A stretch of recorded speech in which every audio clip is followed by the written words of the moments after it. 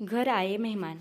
राहुल अपनी पत्नी सीमा और अपनी माँ के साथ रहता था।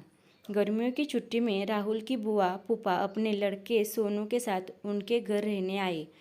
घर आते ही फूफा जी राहुल से बोले कि यहाँ तो बहुत गर्मी है, घर में कोई एसी नहीं है क्या? राहुल की माँ ने बोला, भाई साहब, अभी कुछ दिन पहले ही राहुल ने अपने कमरे में एसी लगवाया है। यह सुनते ही फूफा जी अपने बेटे से बोले कि सारा सामान राहुल के कमरे में ले गए। राहुल और उसकी पत्नी सीमा चुप रहे, क्योंकि उन्होंने सोचा कि कुछ दिनों की तो बात है। इस तरह बुआ फूफा जी को राहुल के घर रहते 1 महीना हो गया। राहुल ने अपनी माँ से पूछा कि बुआ जी कब जाने वाली है? हम कब तक ऐसे ही हॉल में सोकर अपना गुजारा करेंगे? राहुल की माँ बोली, बेटा, रिश्तेदारी का मामला है, हम कुछ कह भी तो नहीं सकते।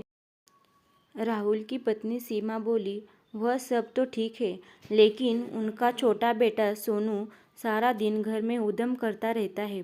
कल तो उसने हमारा नया सोफा बुरी तरह फाड़ डाला। राहुल इस बात पर बहुत गुस्सा हुआ कि नया सोफा फाड़ दिया। वह अपनी पत्नी से बोला, तुम सोनू को ऐसा करने से रोकती क्यों नहीं? सीमा बोली, जब से बुआ फूफा जी आए हैं कुछ कुछ खाने की डिमांड करते हैं, जिससे मेरा और माँ जी का सारा दिन तो रसोई में ही बीत जाता है। राहुल ने कहा कि मैं अभी जाकर फूफा जी से पूछता हूँ कि वह आखिर कब जाएंगे। राहुल ने बातों बातों में फूफा जी से कहा कि 1 महीना हो गया है, आपकी जॉब की छुट्टियां तो खत्म हो गई होंगी ना? फूफा जी बोले, राहुल, मैंने जॉब तो कब की छोड़ दी। अब तो मैं बिजनेस करता हूँ और अब मैं इस शहर में भी कुछ बिजनेस खोलने की सोच रहा हूँ। पहले इस शहर को अच्छे से समझ लूँ, जिससे 2-3 महीने तो लग ही जाएंगे। यह सुनकर राहुल समझ गया कि फूफा जी अभी जाने वाले नहीं है। उसने यह बात अपनी पत्नी और माँ को बताई। सीमा बोली, जब घी सीधी उंगली से नहीं निकलता तो उंगली टेढ़ी करनी पड़ती है। इनके साथ भी कुछ ऐसा ही करना होगा। आप यह काम अब मुझ पर छोड़ दीजिए। उसी रात बुआ और फूफा जी छत पर थे, तभी उनका लड़का सोनू चिल्लाता हुआ उनके पास गया और बोला कि मैंने अभी एक चुड़ैल को देखा है।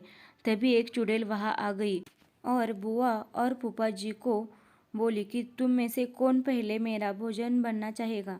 चुड़ैल को देखकर वह बहुत डर गए और उस घर से भाग गए। उनके जाने के बाद सीमा ने अपना चुड़ैल का मुखौटा उतारा। बुआ के परिवार के जाने के बाद सबने चैन की सांस ली।